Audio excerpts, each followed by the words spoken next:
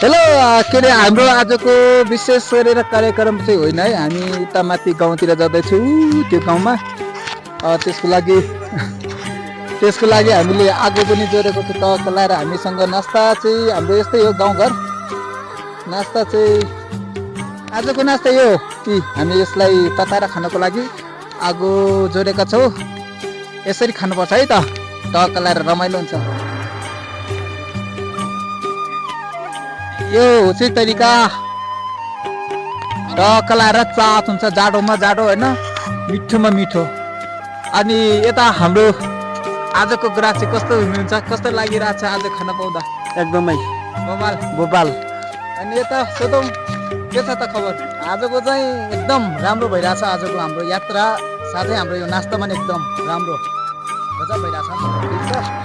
ठिक छ खाना मन छ भने एउटा सान पेजलाई फलो गर्नुहोस् लाइक गर्नुहोस्। Thank you.